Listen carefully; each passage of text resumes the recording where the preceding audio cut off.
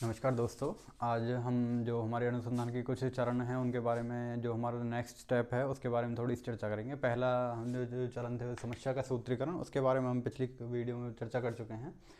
आज हम अनुसंधान के अभिकल्प तैयार करना और प्रदत्त संग्रह उपकरण, इन दो पॉइंट्स को डिस्कस करेंगे। जिससे पहले हमने अनुसंधान क्या है, उसकी विधियाँ क्या हैं, उसके तरीके क्या हैं, उसके स्रोत क्या हैं, इन चीज़ों के बारे में थोड़ी सी चर्चा करी थी। तो चलिए शुरू करते हैं। समस्या का सूत्रीकरण से मतलब है जो में से समस्या को पहचानना और उसके आधार पर अपनी जो रिसर्च है, अनुसंधान को आगे क्रियान्वित करना, जिसमें उद्देश्य हो सकते हैं हमारे कुछ रिसोर्सेज हैं, कुछ उसके बैकग्राउंड हैं, उन चीज़ों के बारे में थोड़ी जानना। अब जो हमारा आज का टॉपिक है अनुसंधान अभिकल्प तैयार करना। अभिकल्प से मतलब है जो ये होता है हमारा डिज़ाइन।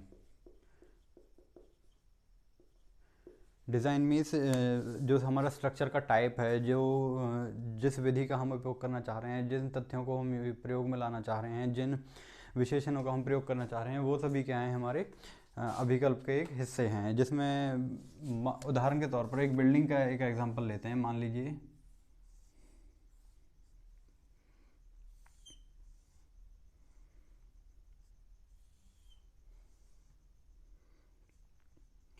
ये कोई बिल्डिंग है, कोई हमें अपना कोई घर बनाना है मान लीजिए। तो इसमें क्या होगा, सबसे पहले क्या होगा, यहाँ पे हम एक फाउंडेशन स्टार्ट करेंगे। तो फाउंडेशन से ही एक बेस से बनाना स्टार्ट करते हैं इसको।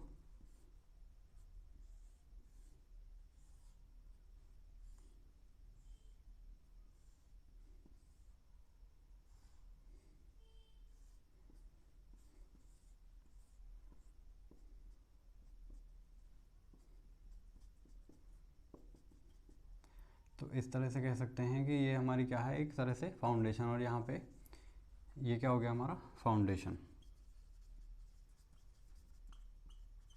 फाउंडेशन के बाद क्या है इसमें हमारा एक मटेरियल, और उसके ऊपर क्या बनेगा हमारा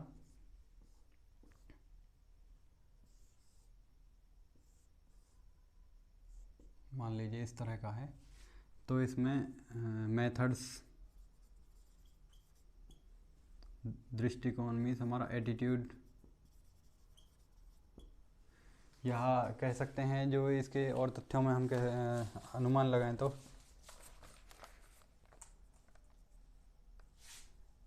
विधि मीन्स मेथड, इसके जो साधन होंगे मीन्स रिसोर्सेज, और क्या कह सकते हैं हम एनालिसिस। तो जो हमारे बिल्डिंग है, बिल्डिंग की जगह अब हम रखते हैं यहाँ पे अपने रिसर्च को।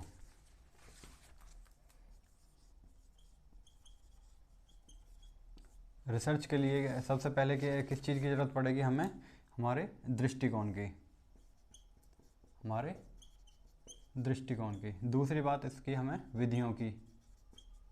तीसरी चीज़ क्या होगी, हमारे जो हमारे इसके जो मटेरियल होगा मीन्स स्रोत, या फिर कह सकते हैं संसाधनों की। चौथी क्या है, हमारे रिसोर्सेज या बैकग्राउंड कह सकते हैं, ये हो सकते हैं हमारे स्रोत। और एनालिसिस कह सकते हैं हम विश्लेषण की। और फाउंडेशन मीन्स एक तरह से नींव। नींव क्या होगा हमारा रिसर्च के में, उसमें हमारा उद्देश्य। और मेथड क्या होंगे हमारी, मेथड तो ऊपर आ चुका है, विधियाँ। तो जब हम कोई भी रिसर्च करते हैं, कोई भी रिसर्च करने के लिए हमें सबसे पहले अपना दृष्टिकोण, अपना जो लक्ष्य होता है उसको निर्धारित करना होता है। उसके लिए क्या विधि हम अपनाने वाले हैं, उसके लिए क्या संसाधनों का, किस मटेरियल का हम प्रयोग करना चाह रहे हैं, और उसकी नींव कैसी होगी, उसके उद्देश्य क्या होंगे, उसके स्रोत क्या होंगे, उसके विश्लेषण विधि कौन सी होगी। इन सभी चीज़ों को तर्क वितर्क करके, विश्लेषित करके एक प्रॉपर फॉर्मेट में लगाना क्या है, हमारा अभिकल्प तैयार करना है, जो हमारा अनुसंधान का डिज़ाइन तैयार करना है। डिज़ाइन में से एक फॉर्मेट होता है, जिस फॉर्मेट पे जिन तकनीकों का प्रयोग करके, जिन तथ्यों का प्रयोग करके, जिस विधि का प्रयोग करके हम अपने रिसर्च को, अपने एक तरह से बिल्डिंग है, रिसर्च बिल्ड करना चाह रहे हैं, जो हमारा संशोधन है उसको हम क्रियान्वित करना चाह रहे हैं। तो ये सब क्या है हमारा जो अभिकल्प तैयार करने की प्रक्रिया है। इसमें सबसे कुछ जो पॉइंट्स हैं इनके बारे में हम थोड़ी सी चर्चा कर लेते हैं। जो प्रदत्त होते हैं, प्रदत्त होते क्या हैं और किन किन किन आधारों पर जो हमारा अभिकल्प होता है वो तैयार होता है। अब बात करते हैं अभिकल्प की। अभिकल्प, अभिकल्प मीन्स डिज़ाइन। वो तो था हमारा अनुसंधान, यहाँ पे क्या है हमारा अभिकल्प। डिज़ाइन जब हम तैयार करेंगे कोई इसके लिए मेन चीज़ क्या होगी हमारे मटेरियल। मटेरियल में रिसर्च के बात उसमें बात करें, अनुसंधान में बात करें तो यहाँ पे क्या होंगे हमारे तथ्य। दूसरी चीज़ क्या होगी हमारे यहाँ पे प्रदत्त। तीसरी चीज़ क्या होगी हमारे यहाँ पे इसका विश्लेषण। तो प्रदत्तों को तथ्य रूप में तर्क वितर्क करके विश्लेषण करके तथ्यों का विश्लेषण करना, इन सभी का ये क्या होंगे हमारा मटेरियल होगा। मटेरियल के आधार पर क्या होगा हमारा डिज़ाइन तैयार होगा। तो हम कह सकते हैं जो हमारा अभिकल्प है वो क्या है, इन तीनों की तथ्य प्रदत्त और विश्लेषण का एक क्या है, एक महायोजना है। एक क्या है हमारी महायोजना, या फिर हम कह सकते हैं सिंथेसिस, या फिर कह सकते हैं संश्लेषित रूप। संश्लेषित रूप है। कहने का मतलब है जो हमारा अभिकल्प होता है, जो हमारा डिज़ाइन होता है, उसमें क्या चीज़ें होती हैं हमारी, जो तथ्य होते हैं, जो प्रदत्त होते हैं, प्रदत्त मीन्स जो हमारा डेटा होता है, और उन डेटा को विश्लेषण करना, ये क्या है हमारा एक प्रॉपर सीक्वेंस में, प्रॉपर एक फॉर्मेट में लगाना क्या है विश्लेषण है। और इसी विश्लेषण को क्या कहते हैं हम संश्लेषण। संश्लेषित रूप क्या होता है हमारा डिज़ाइन होता है। इसके प्रकारों की बात करें, इसके तथ्यों की बात करें, इसके लाभ हानि की बात करेंगे, तो सबसे पहले देख लेते हैं इसके लाभ क्या हैं। जो हमारा अभिकल्प होता है, अभिकल्प के लाभ, विकल्प के लाभ। सीधी सी बात है, जब हम चीज़ों को विश्लेषित करके जब हम किसी फॉर्मेट में लाते हैं, उनका प्रयोग करते हैं, तो ये क्या करते हैं हमारे जो संशोधन होगा, अनुसंधान जो होगा, उसमें क्या लाएंगे कार्यकुशलता लाएंगे, क्रिएटिविटी लाएंगे। मीन्स कार्यकुशलता लाना। दूसरी क्या चीज़ होगी, अगर हम किसी चीज़ को रिसर्च करेंगे तो ये क्या होगा हमारा टाइम बचाएगा, समय और समय बचाव। और दूसरी क्या चीज़ होगी, समय बचेगा तो हमारा क्या होगा धन का बचाव, धन की बचत। धन की बचत होगी, समय की बचत होगी, और ये क्या होगा हमारा पूर्वाग्रह मीन्स कह सकते हैं हमारी एक पूर्वानुमान लगाना, पूर्वानुमान में सहजता, पूर्वानुमान में सहायक। आगे और क्या चीज़ हो सकती है, इसके क्या लाभ हो सकते हैं। ये क्या होगा विश्वसनीय होगा, क्योंकि ये तथ्यों पर आधारित होगा। तथ्यों पर, तथ्य क्या होते हैं हमारे विश्लेषण करने के बाद आसान होते हैं, और ये क्या होगा हमारा विश्वसनीय, विश्वसनीय या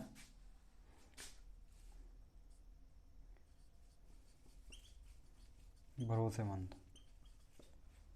तीसरी एक और चीज़ यहाँ पे क्या हो सकती है, ये है निष्पक्ष होता है, निष्पक्षता। और अगर इसके अभिकल्प की अगर डिज़ाइन को अगर हम बात करें तो और क्या चीज़ें हो सकती है, और इसमें हो सकता है हमारी जैसे समय बचत और क्रिएटिव बनाना, मीन्स सक्रियता, सक्रियता में वृद्धि। सक्रियता में क्या करता है हमारी वृद्धि करता है। आगे हम बात करते हैं इसके प्रकारों की।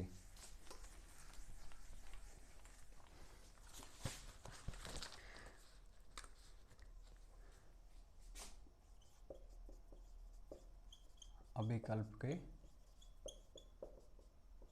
प्रकार।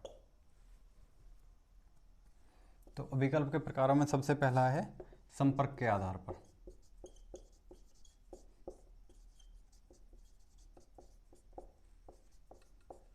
दूसरा है हमारा संदर्भ अवधि के आधार पर।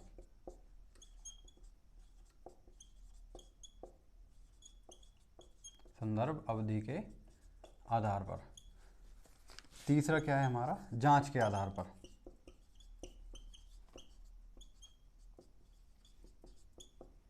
जांच के आधार पर। चौथा क्या है हमारा, मेन तो यही हैं, बाकी इसमें कुछ सब पार्ट्स भी हैं, उनके बारे में हम साथ साथ में चर्चा करते जाएंगे। एक है हमारा यादृच्छीकरण। यादृच्छीकरण। अगला है हमारा लास्ट, गैर प्रयोगात्मक। गैर प्रयोगात्मक।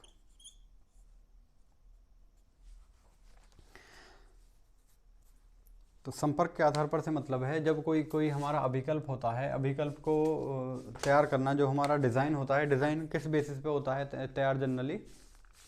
पहला पार्ट है संपर्क के आधार पर। संपर्क क्या है, मीन्स यहाँ पर कोई चीज़ है, इससे रिलेटेड ये चीज़ है और इससे रिलेटेड ये चीज़ है।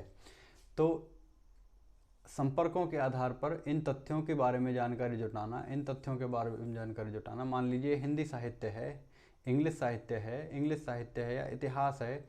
इतिहास के जो मान लीजिए यहाँ पे कोई पुस्तकें प्राप्त हुई, कोई चित्र प्राप्त हुए, मृदभांड प्राप्त हुए, या हमें पुरातत्व साइट जो हैं, स्थल हैं, स्थलों का प्राप्ति हुई, तो उन स्थलों से संबंधित जितने तथ्य होंगे उन तथ्यों के बारे में जानकारी निकालना, वो क्या है, हमारे संपर्क सूत्र हैं। हमारे क्या हैं, संपर्क सूत्र। मीन्स एक कह सकते हैं कम्युनिकेशन फॉर्म्स। तो ये हमारे दो प्रकार के होते हैं।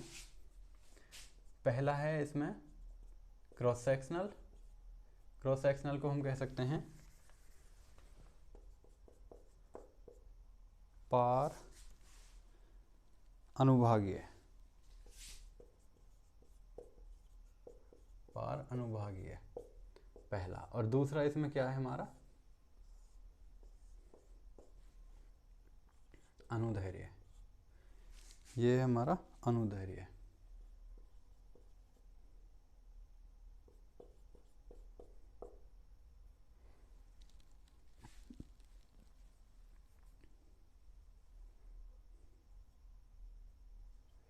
अनुदैर्घ्य, इसको हम दोबारा से लिख लेते हैं, अनुदैर्घ्य। तो पार अनुभागीय से मतलब है, ये होता है हमारा क्रॉस सेक्शनल। क्रॉस सेक्शनल, इसका कहने का मतलब है जो हमारा डेटा होता है, डेटा को एक ही बार प्राप्त करना। मीन्स मान लीजिए ये हमारी कोई हिस्ट्री है, हिस्ट्री से रिलेटेड चीज़ है। यहाँ पे मान लीजिए इसका डेटा है और इसका डेटा है, एक बार इसका ले लिया और साथ साथ में इसी का इसका ले लिया। तो इन डेटा को एक बार प्राप्त करना क्या है, हमारा पार अनुदैर्घ्य है, क्रॉस सेक्शनल है। और ये क्या किया जाता है, सिर्फ एक बार लिया जाता है।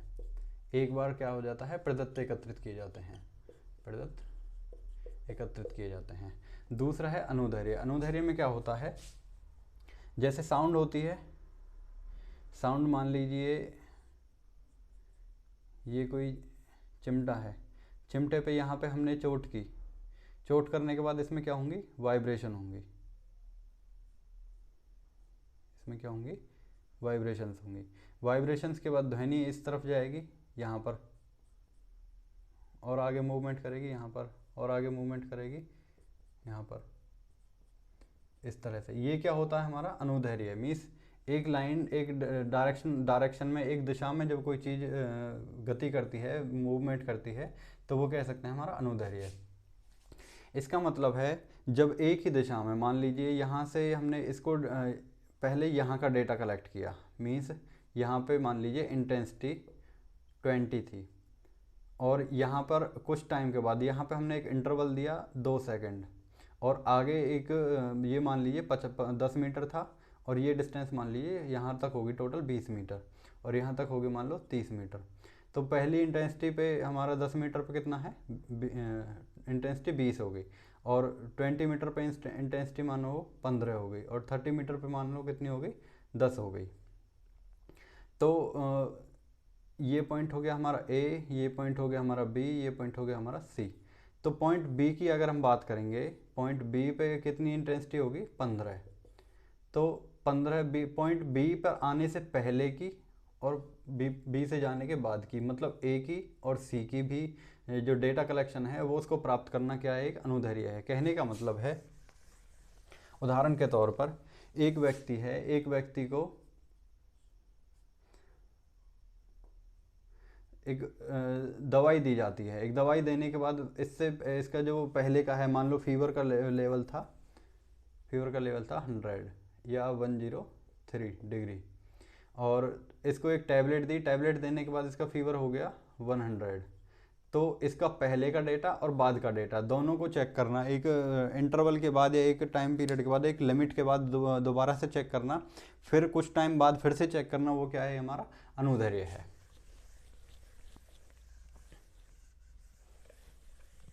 आगे हम बात करते हैं संदर्भ अवधि के बाद। संदर्भ अवधि के आधार पर, संदर्भ अवधि में हमारे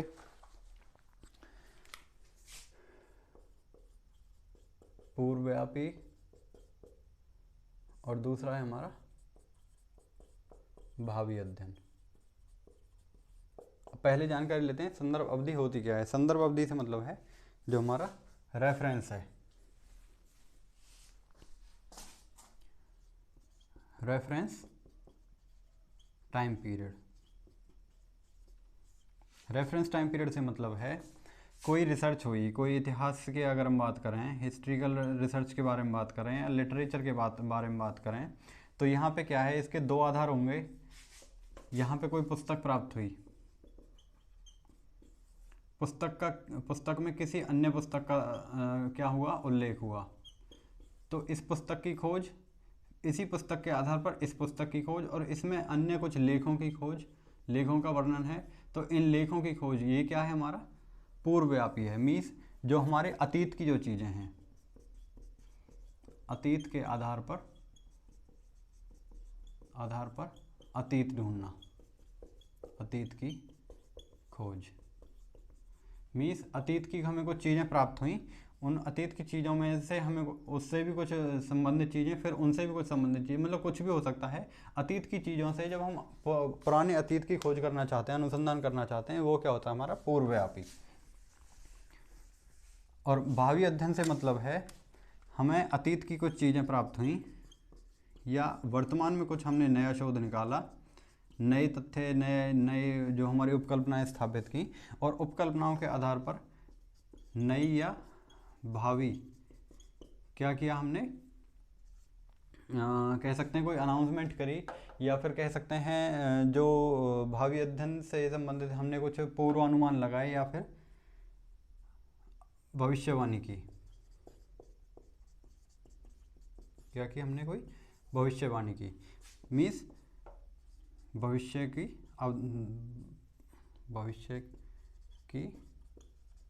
घटनाओं का पूर्वानुमान लगाना, ये क्या है, हमारा भावी अध्ययन से संबंधित है। उदाहरण के लिए एक हेले नामक धूमकेतु है, मान लीजिए कोई धूमकेतु है, हेले क्या कोई धूमकेतु है,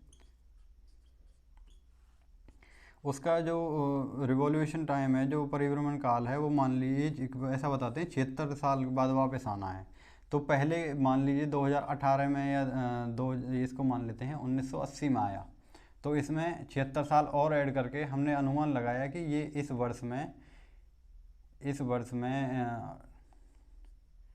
2056 में, मान लीजिए 2056 में आएगा, और इस टाइम पीरियड में आएगा, और दिन में रात में जो भी है इस टाइम पीरियड में आएगा, इस इंटरवल में आएगा। तो इन चीज़ों का अनुमान लगाना, उनके जो पुरानी हमें चीज़ें हैं, पुरानी घटनाओं को तथ्य आधार बनाकर या फिर वर्तमान की चीज़ों का अन्वेषण करके भविष्य में आने वाली घटनाओं का पूर्वानुमान लगाना, क्या है, हमारे भावी अध्ययन है। आगे है हमारा जांच के आधार पर। जांच से मतलब है विश्लेषण,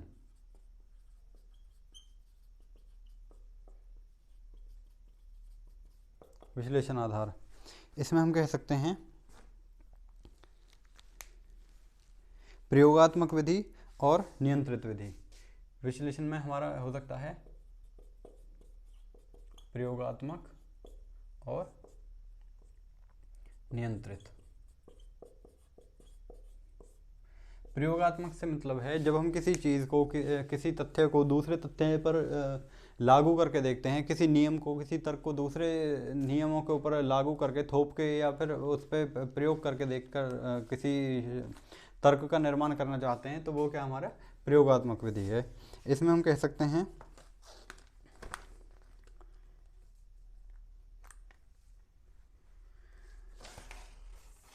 हाँ। और इसका अगर दूसरा बात देखें, नियंत्रित विधि। नियंत्रित विधि से मतलब है ये हमारा कंट्रोल्ड होता है।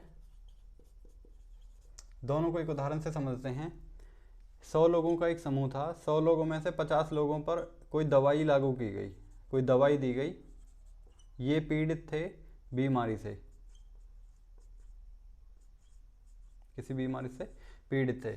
इसमें से 50 को ए दवाई दी गई, 50 को कोई दवाई नहीं दी गई। तो जो ए है ये क्या है, इन 50 लोगों का एक प्रयोग किया है हमने। 50 लोगों पर हमने इसको दवाई को प्रयोग करके देखा है। तो ये हमारे एक तरह से एक्सपेरिमेंट करके देखा है कि उन पर असर कर रही है नहीं कर रही है। 50 लोगों, जिन लोगों पर हमने इस दवाई को लागू नहीं किया, तो ये क्या है, हमारे नियंत्रित हैं, मीन्स कंट्रोल्ड हैं। कह सकते हैं अगर मान लीजिए इन दवाई के खाने से यहाँ पर कोई रिएक्शन हो जाता है और इनकी डेथ हो जाती है, ये मर जाते हैं, उस कंडीशन में यहाँ पर क्या होगा, ये जो हैं ये 50 जो हमारे सैंपल्स होंगे, जो फॉर्मेट होंगे या जो भी होगा, ये क्या होंगे, हमारे सेफ कंडीशन में होंगे। तो इनको कह सकते हैं हम, ये क्या होंगे, कंट्रोल्ड।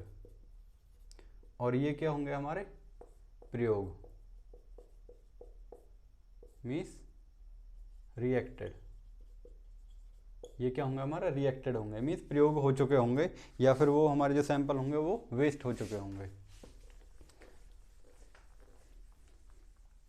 आगे हम बात करते हैं जांच के आधार। ये जांच तो हो चुकी है हमारी। जांच में वही एक तरह से अवलोकन करना, एक्सपेरिमेंट करके उसको जांच करना, अवलोकन करना। आगे हमारा यादृच्छीकरण। यादृच्छीकरण से मतलब है रैंडम। ये इसका मतलब होता है एक तरह से रैंडमाइजेशन। अब पहले रैंडमाइजेशन को थोड़ा सा समझ लेते हैं शब्द को। मान लीजिए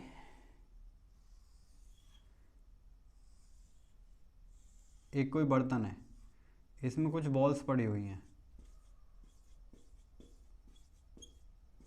कुछ मान लीजिए इसमें 50 बॉल हैं, जिनमें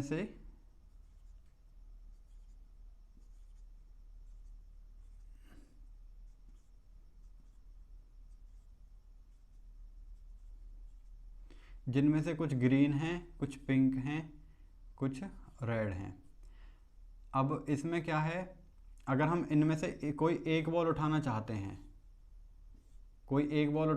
हैं, तो उसमें ग्रीन आने की कितनी संभावना होगी, जैसे प्रोबेबिलिटी में होता है। तो इसमें क्या होगा, एक बॉल हम उठाते हैं तो ग्रीन आने की कंडीशन कितनी हो सकती है, 1/50। तो ये क्या होगा, हमारे एक तरह से संभावना है, मीन्स निश्चितता कोई नहीं है, लेकिन एक संभावना है कि यहाँ पर ग्रीन हो सकती है। अगर यहाँ पे पिंक की बात करें तो वहाँ पे भी 1/50, और रेड की बात करें तो वही 1/50। इस तरह का कुछ हम अनुमान लगा सकते हैं कि ज़्यादा से ज़्यादा इस कंडीशन में एक बॉल उठाने पर ये क्या होगा, 1/50। मीन्स 50 में से एक उठाने पर ये रेड भी हो सकती है, ग्रीन भी हो सकती है, और पिंक भी हो सकती है। तो ये क्या है, हमारा कोई भी एक, जरूरी नहीं है हमने देख के उठाया, हमने आंख बंद करके एक बॉल को उठा लिया, उसमें से जो हाथ में एक बॉल आती है या जो एक सैंपल आता है हमारे हाथ में, वो क्या होगा, हमारा रैंडम सैंपल। तो यही क्या है, एक ग्रुप ले लिया जाता है, समूह ले लिया जाता है। समूह में मान लीजिए कुछ ओपन है, ओपन में से किसी एक व्यक्ति को या एक टीम को रैंडमली सिलेक्ट कर लेना। मान लीजिए एक सर्वे करना चाह रहे हैं, सर्वे में बहुत सारी भीड़ है, बहुत सारी भीड़ में हम जानना चाहते हैं कि हिंदी बोलने वाले कितने हैं।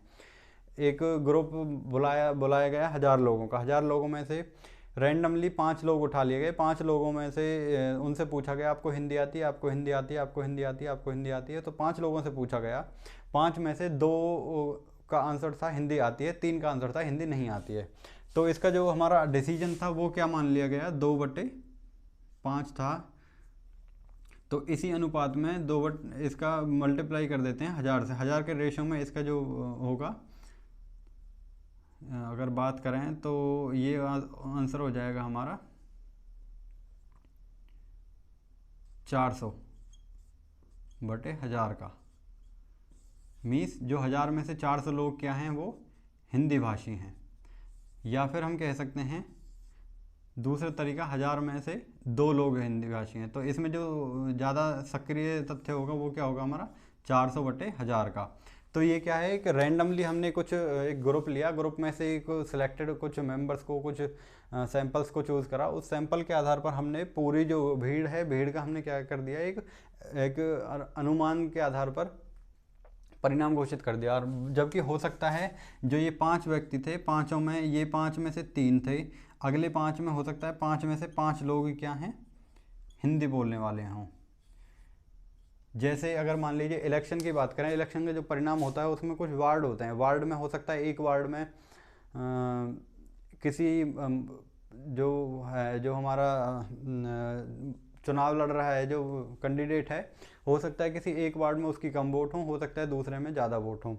तो एक ही बॉक्स के आधार पर उसका डिसीजन कर लेना कि ये विजेता है, ये हारा हुआ है। तो ये एक रैंडमली चीज़ है, यादृच्छिकरण। इसी प्रक्रिया को हम कह सकते हैं कि किसी ग्रुप में से एक सैंपल चूज़ कर लेना, उसी सैंपल के आधार पर एप्लीकेबल टू ऑल, मीन्स सभी पर उस चीज़ को, उस नियम को लागू कर देना क्या है, हमारा यादृच्छिकरण है।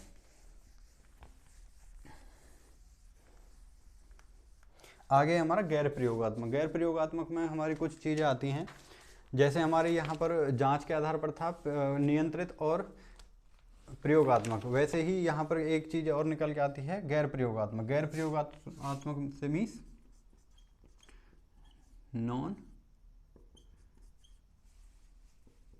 एक्सपेरिमेंटल। इसमें क्या होता है, सबसे पहला है, इसके कुछ टाइप हैं। इसमें हमारे सबसे पहले क्या आता है, क्रियात्मक अनुसंधान।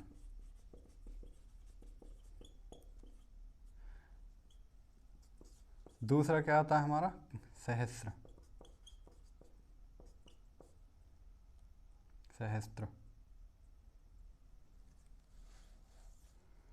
तीसरा है हमारा प्लेसिबो।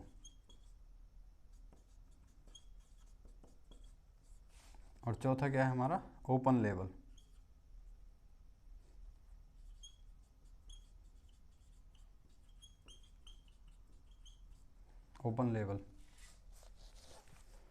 इसमें क्या है, क्रियात्मक अनुसंधान में मान लीजिए क्रियात्मक होता है, इसमें कोई स्पेशल किसी पर एक्सपेरिमेंट करके नहीं देखा जाता। एक तरह से ये क्या है, हमारे कंट्रोल्ड का एक पार्ट कह सकते हैं। कंट्रोल में क्या था, नहीं किया गया, लेकिन यहाँ पर एक्सपेरिमेंट तो होता है, प्रयोग तो होता है, लेकिन वो स्वाभाविक होता है। स्वाभाविक रूप हम कह सकते हैं, जो एक डिमांड होती है उसके डिमांड के हिसाब से, एक नेचुरल प्रोसेस के तौर पर हम कह सकते हैं। क्रियात्मक अनुसंधान में होता है, एक कोई दुर्घटना होती है, दुर्घटना में या एक घटनाजन्य जब हम एक रिफ्लेक्शन जब हम उसके अगेंस्ट देते हैं, तो वो क्या होता है, हमारा क्रियात्मक अनुसंधान होता है, या क्रियात्मक प्रदत्त संग्रह कहलाता है, या जो हमारे क्रियात्मक प्रदत्त कहलाते हैं। इसमें क्या होता है, घटना प्रतिक्रिया, मीन्स घटनाजन्य। जब अचानक से कोई घटना होती है तो वो उसका जो तुरंत जो आंसर होता है, उसका यही आधार होता है कि उसके रिफ्लेक्शन में क्या तुरंत एक प्राइमरी ट्रीटमेंट उसके में क्या देना चाहिए। दूसरा है सहस्त्र में, इसको बोलते हैं इंग्लिश में कोहोर्ट। इसका मतलब है एक प्रीवियस टाइम पीरियड में, एक समय अंतराल में, पूर्व समय अंतराल में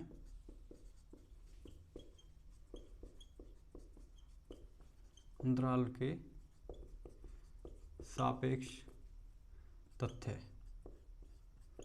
उदाहरण के तौर पर मान लीजिए 1980 में, या मान लीजिए 2001 से 2010 के बीच जन्म लेने वाले बच्चे, तो इसमें क्या होगा, मान लीजिए इस डेटा को अगर हम कैलकुलेट करना चाह रहे हैं तो ये क्या होगा, हमारा सहस्त्र होगा। मीन्स एक रेफरेंस होगा, एक टाइम इंटरवल होगा, किस में, पूर्व में, मीन्स अतीत में। और इसमें अतीत में कुछ बच्चों से मतलब है जेंडर बेस्ड। मीन्स इसमें मान लीजिए 800 फीमेल और 900 मेल, इतने टोटल बच्चे पैदा हुए जिनमें से 800 फीमेल थे, 900 मेल थे। इस तरह से कुछ डेटा कलेक्शन करना, वो क्या हमारा सहस्त्र है। प्लेसिबो में क्या होता है,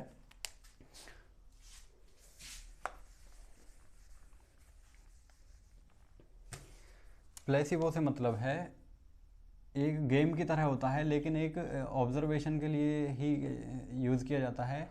इसमें एक ग्रुप लिया जाता है, ग्रुप को क्या करते हैं हम 3 पार्ट्स में डिवाइड कर देते हैं। पहले पार्ट्स में क्या करते हैं, पहले पार्ट को क्या देते हैं, पहले ग्रुप को क्या देते हैं, एक ट्रीटमेंट देते हैं। दूसरे पार्ट को क्या देते हैं,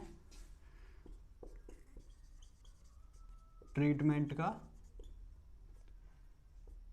एक स्थापना। और तीसरे को क्या करते हैं, कोई ट्रीटमेंट नहीं देते। कहने का मतलब है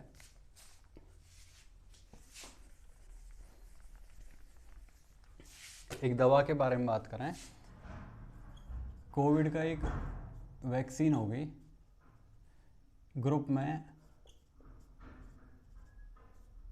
99 लोग थे, 99 में 33 लोगों को क्या दिया, वैक्सीन दी गई। और इनका जो स्टेटस है, जो इनकी प्रोसेस थी, प्रोग्रेस थी, उसको चेक किया गया। दूसरे ग्रुप में 33 लोग थे, इनको बोला गया कि आपको वैक्सीन दे दी गई है, लेकिन वहाँ पर या तो उनको चीनी की गोलियाँ या फिर खाली पानी का एक इंजेक्शन दे दिया गया, एक फेक वैक्सीन दी गई और इनकी प्रोग्रेस चेक की गई। और तीसरे 33 को कोई ट्रीटमेंट नहीं दिया गया। तो यहाँ पर क्या था, इनकी मानसिकता को जानने के लिए इनकी प्रोग्रेस चेक की गई, इन पे क्या प्रभाव पड़ा, और इनको बताया गया कि वास्तविक दवाई दी गई, लेकिन वास्तव में उनको दवाई नहीं दी गई, लेकिन ये जो लोग थे, इनको बीमारी थी, वो फिर भी ठीक हो गए।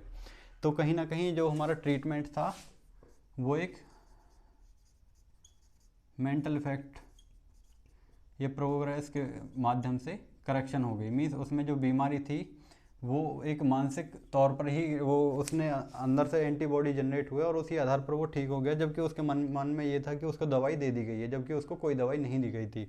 तो एक फॉलेसी प्रोवाइड करके उसको ट्रीट किया गया। यहाँ पर उसको एक्चुअल ट्रीट करके वैक्सीन देकर ट्रीट किया गया, यहाँ पर कोई ट्रीटमेंट नहीं दिया गया। तो इसको इन्हीं जो रिफ्लेक्शन है, जो मेंटल और फिजिकल जो रिफ्लेक्शन होते हैं, उसके आधार पर डेटा कलेक्शन करना क्या है, एक प्लेसिबो थ्योरी है।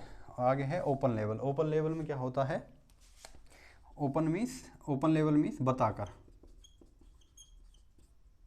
जब किसी व्यक्ति को बताकर कोई दवा गोली है जो अनुसंधान किया जाता है, वो क्या होता है, हमारा ओपन लेवल होता है। ओपन लेवल मीन्स खुला व्यवहार। तो ये क्या होता है, हमारा ओपन लेवल थ्योरी।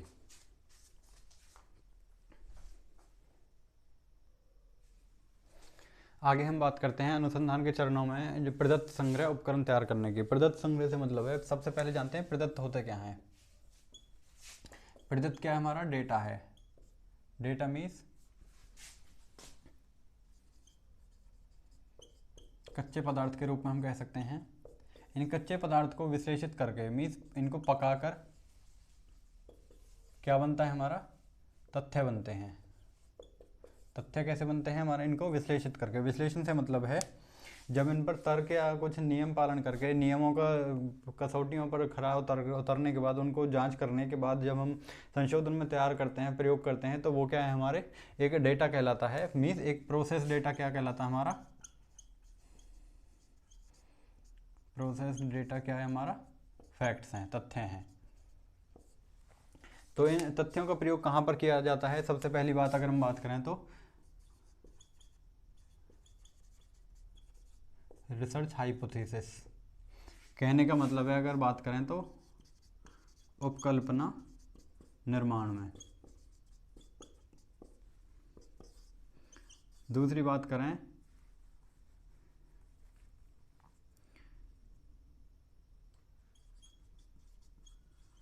अनुशासनात्मक क्रियाविधि में। तीसरा सही निर्णय लेने में। और चौथा है परिणाम प्राप्ति में। तो जो हमारे तथ्य होते हैं, जो हमारा डेटा होता है, जो हमारा प्रदत्त होता है, उसको जो मुख्य कार्य होते हैं उपकल्पना निर्माण होता है। उपकल्पना क्या होती है? हमारी एक बेस होती है किसी भी रिसर्च का। किसी भी जब हम शोध कार्य करते हैं तो उसमें उपकल्पना मुख्य आधार होता है। जो हमारा बेसिक चीज़ होती है वो उपकल्पना होती है। अगर उपकल्पना नहीं होती तो हमारे शोध का कोई उद्देश्य मीन्स कह सकते हैं उद्देश्य रहित हमारी जो हमारा शोध होता है वो उद्देश्य रहित हो जाता है। उद्देश्य क्या है हमारा? एक तरह से उपकल्पना है, जो हमारी विचारधारा है, जो हम किसी अध्ययन या शोध से पहले लेके चलते हैं, विचार लेके चलते हैं, वो क्या हमारी उपकल्पना है। तो उपकल्पना का निर्माण करता है। दूसरा अनुशासनात्मक क्रियाविधि है। एक कह सकते हैं कि जो हमारा डेटा होता है उससे हम सिस्टमेटिक तरीके से क्या कर सकते हैं, एक डिसिप्लिन में रह के अपनी शोध कार्य को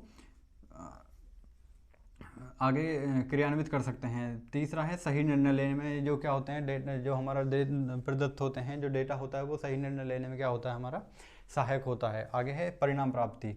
मीन्स जो हमारा प्रदत्त होता है उससे जो हमारे परिणाम होते हैं, जो हमारा निष्कर्ष निकल के आता है, उसको प्राप्त करने में क्या होते हैं? सहायक होते हैं। अब बात करते हैं ये किस तरह से जो उपकरण है, उपकरण के तौर पर किस तरह से काम करता है। जैसे जो हमने अभी तथ्य बात करी थी, तो वो हमारे जो एक उपकरण थे, उपकरण के रूप में हमारे जो प्रदत्त होते हैं वो कार्य करते हैं। दूसरी बात, ये हमारा परिचय हो जाता है। दूसरी बात है प्रदत्तों के प्रकार। प्रदत्तों के प्रकार में हमारा सबसे पहला है प्राथमिक और गौण प्रदत्त। प्राथमिक से मतलब है जो हमारे जो मेन होते हैं, मेन जो प्रदत्त, मेन डेटा जो होता है वो उसको हम प्राथमिक कह सकते हैं। और उस तथ्य को सहायक, उसको जो हमारी प्रक्रिया को आगे बढ़ाने में जिन तथ्यों जिस डेटा की ज़रूरत पड़ती है वो क्या हमारे गौण हैं। तो प्राथमिक क्या होते हैं? ये हमारे अधिक खर्चीले होते हैं। और ये क्या होते हैं? हमारे विशिष्ट होते हैं। गौण में कह सकते हैं कम खर्चीले। और ये क्या हो सकते हैं हमारे? अन्य या सहायक। दूसरे शब्दों में अगर हम बात करें तो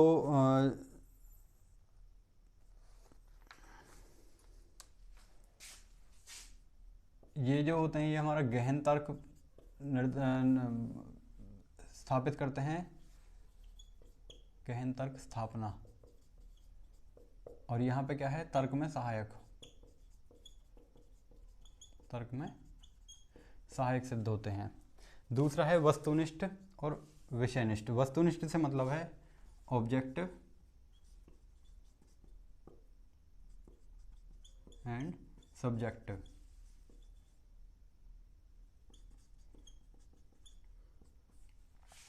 ऑब्जेक्टिव से मतलब है जब किसी विचारधारा को हम ऑब्जेक्टिव मीन्स एक सार्वभौमिक तरीके से या सार्वभौमिक नज़रिए से लेकर जब हम कोई शोध कार्य करते हैं तो वो क्या होता है? हमारा ऑब्जेक्टिव होता है। वहीं जब किसी व्यक्ति विशेष की बात के आधार पर हम बात करते हैं, तो व्यक्तिगत सत्ता की बात करते हैं, तो वहाँ पे क्या होता है? हमारा सब्जेक्टिव रिसर्च होता है। उदाहरण के तौर पर ऑब्जेक्टिव एक रामचरितमानस का उदाहरण ले सकते हैं कि जो समन्वयवादी दृष्टिकोण वाला क्या है हमारा वस्तुनिष्ठ रचना है। जबकि एक छायावाद की रचनाओं को अगर हम बात करें तो छायावाद में व्यक्ति के हित की, व्यक्ति के नज़रिए की या अस्तित्ववाद की अगर बात करें, 1960 के आसपास के जो दशक रहा है, सार्त्र रहे हैं, कीरकेगार्ड रहे हैं, उसके जो दार्शनिक रहे हैं मेन, तो उनमें बात करें तो एक सब्जेक्टिव प्रिंसिपल को ध्यान में रखकर दर्शन का क्या है प्रभाव बताया गया है। आगे हमारा गुणात्मक और परिणाम। गुणात्मक और परिणामात्मक के बारे में हम पहले भी चर्चा कर चुके हैं। गुणात्मक होते हैं हमारे क्वालिटी और परिणाम होते हैं हमारे क्वांटिटी।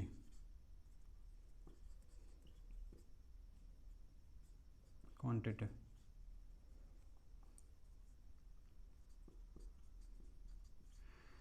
इसका मतलब है जब यहाँ पर क्वांटिटी में वही संख्यात्मक मान, संख्यात्मक मान। और यहाँ पर क्या है, व्यक्तिगत विशेषताएं। मीन्स अनुसंधान के लिए जब व्यक्ति के गुणों के बारे में, उसके व्यवहार के बारे में जब उसको ऑब्जर्व किया जाता है तो वो क्या होता है, हमारा क्वालिटेटिव होता है। लेकिन वहीं उसी डेटा को हम जब गणनाओं में, अंकों में निर्धारित करते हैं तो वो क्या होता है, हमारा संख्यात्मक ज्ञान होता है या संख्यात्मक परिणाम होता है। या जो हमारे जो डेटा होता है वो डेटा हमारे गुणात्मक और संख्यात्मक रूप में हो सकता है। गुणात्मक के लिए हम इंटरव्यू बोल सकते हैं और परिणामात्मक में कह सकते हैं रिटर्न एग्ज़ाम।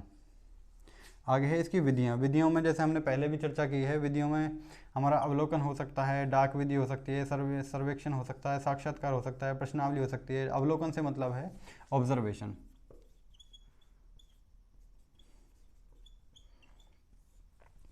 मीन्स किसी की प्रोग्रेस को,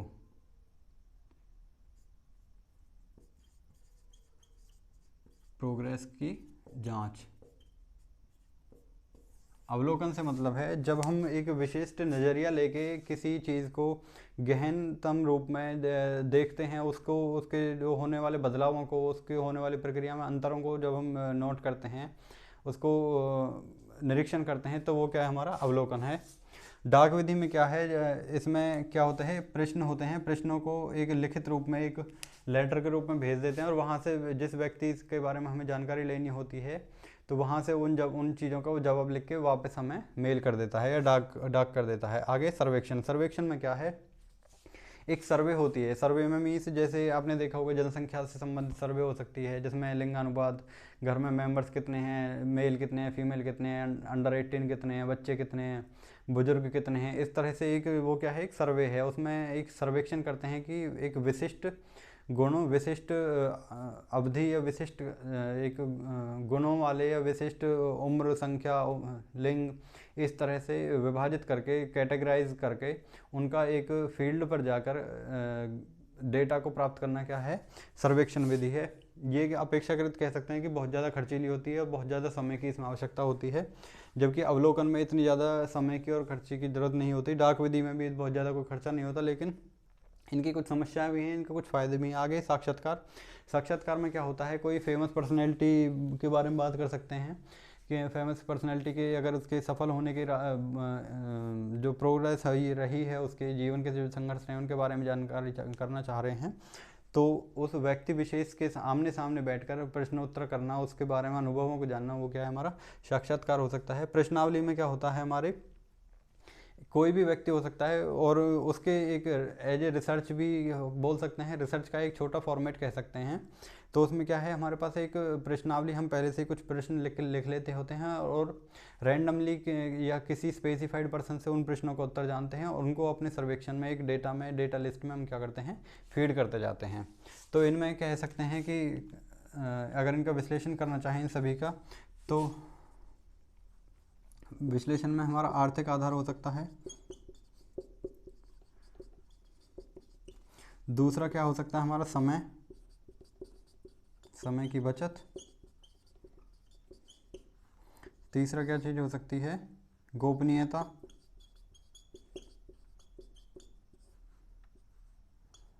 चौथा हम कह सकते हैं इसमें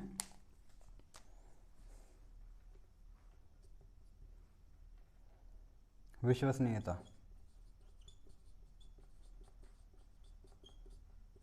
सबसे पहले अवलोकन की हम थोड़ा सा बाद में बात करेंगे, पहले डाक की बात करते हैं। डाक में अगर हम आर्थिक आधार पर देखें तो ये क्या है, हमारा कम खर्चीला है। ये हमारा क्या है, कम खर्चीला है। दूसरे अगर इस पर बात करें, समय की बचत है, इसमें समय की बचत है भी और नहीं भी, है भी और नहीं भी। हमें डिपेंड करता है कि किस हिसाब से, कितने समय में हमें चाहिए। तो कई बार वो देरी भी लग सकती है और जल्दी भी हो सकता है।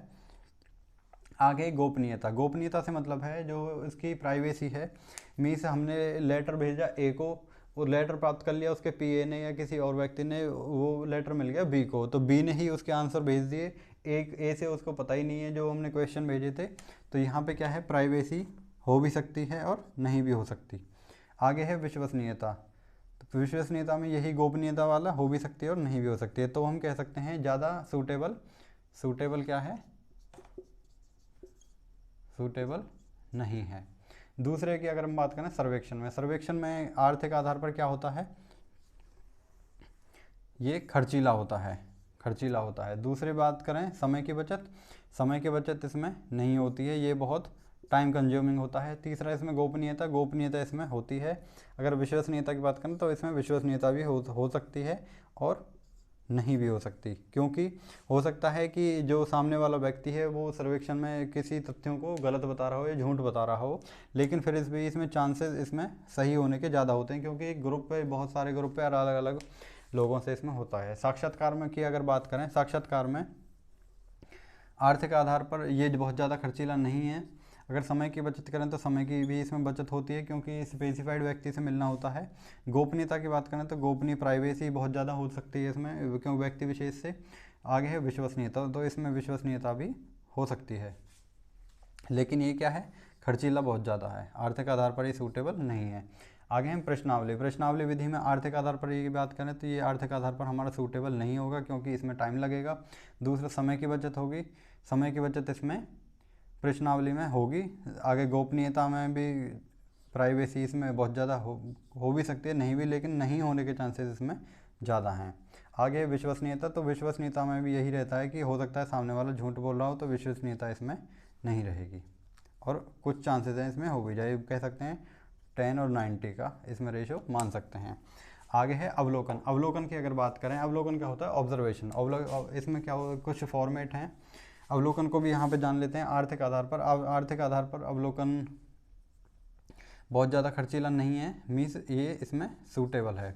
अगर समय की बचत करें तो इस समय की बचत नहीं है, इसमें टाइम कंज्यूमिंग होता है, तो समय की बचत इसमें नहीं होती है।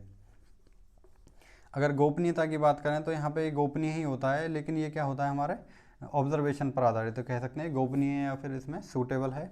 और विश्वसनीयता में भी कह सकते हैं विश्वसनीय है, क्योंकि हमारा एक्सपेरिमेंट होता है। अवलोकन में अगर इसके पार्ट्स की बात करें तो ये संरचित, असंरचित, प्रतिभागी, गैर प्रतिभागी और अंध, इन 5 प्रकार का होता है। संरचित से मतलब है जब हमारे पास जो क्वेश्चन, प्रश्नावली है वो लिखित रूप में हम पहले से ही एक सिस्टमेटिक फॉर्मेट में, एक प्रॉपर फॉर्मेट में जब हम किसी चीज़ का अवलोकन करते हैं, मान लीजिए कि ए से बी तक जाने के एक रास्ता है, A B C D E, इन 5 बिंदुओं से होकर जाना है। तो ए से हम स्टार्ट करते हैं, फिर हम बी पे जाएंगे, फिर सी पे, फिर डी पे, फिर ई पे। तो ये क्या है, स्टेप बाय स्टेप जब हम किसी चीज़ पर जाते हैं तो वो क्या, हमारा कुछ हमने कसौटियाँ, कुछ हमने सिद्धांत निश्चित कर लिए कि इन सिद्धांतों के होकर ही हम क्या है, एक अंतिम निर्णय तक पहुंचेंगे। तो उन निर्णयों तक पहुंचने के लिए उन कसौटियों को बनाना क्या है, संरचित विधि है। असंरचित विधि में कोई तथ्य नहीं होते, कोई स्टेप्स नहीं होते, ये क्या होता है, रैंडम होता है। ए के बाद सीधा ई पे चले गए, ई के बाद बी पे आ गए, फिर डी पे आ गए, फिर सी पे आ गए। जबकि यहाँ पे क्या होता है, A B C D E, एक कह सकते हैं सीक्वेंस में होता है, और ये सीक्वेंस में नहीं होता। आगे है प्रतिभागी। मान लीजिए कोई व्यक्ति किसी लोक संस्कृति का जानकारी प्राप्त करना चाहता है, और वहाँ पर एक भीड़ में, एक गीतों की प्रक्रिया में वह व्यक्ति अगर खुद जो अवलोकन करता है, वो अगर खुद उसका पार्टिसिपेंट बन के कार्य करता है, उसका डेटा कलेक्ट करता है, तो वो क्या होगा, हमारा प्रतिभागी विधि होगी। जबकि दूर बैठ के, पास बैठ के, मान लीजिए यहाँ पे एक ग्रुप कुछ काम कर रहा है, उसके लोक प्रवृत्तियाँ, कुछ लोक कार्य कर रहा है, उसके तटस्थ रह के, उसके बैठ के उसको ऑब्जर्वेशन करना क्या है, गैर प्रतिभागी, परंतु इसको कह सकते हैं दूसरा तटस्थ अवलोकन। अंध में कह सकते हैं, अंध जो हमारा ब्लाइंड फॉर्मेट होता है, ब्लाइंड ऑब्जर्वेशन। हमने किसी प्रोसेस को स्टार्ट कर दिया था ए से, और हमें नहीं पता वो तो बी पे गया, सी पे गया, डी पे गया, और कुछ टाइम बाद हम सीधा देखते हैं तो वो क्या है, हमारा ई के पास है। तो ये क्या है, ए की कुछ प्रवृत्तियों को जानकर उसको स्वतंत्र छोड़ देना, और जब हमारा कुछ टाइम बाद उसको चेक करना, तो वो क्या है, ई तक पहुंच जाता है। वो किस तरह से पहुंचता है हमें नहीं पता। तो एक क्या है, किसी प्रवृत्तियों के आधार पर जब हम किसी जो सैंपल होता है, सैंपल को छोड़ देना और परिणाम के रूप में प्राप्त करना, वो क्या है, हमारा एक एक ब्लाइंड फॉर्मेट हम कह सकते हैं, ब्लाइंड ऑब्जर्वेशन कह सकते हैं। तो आज के लिए इतना ही, देखने के लिए धन्यवाद, थैंक यू सो मच।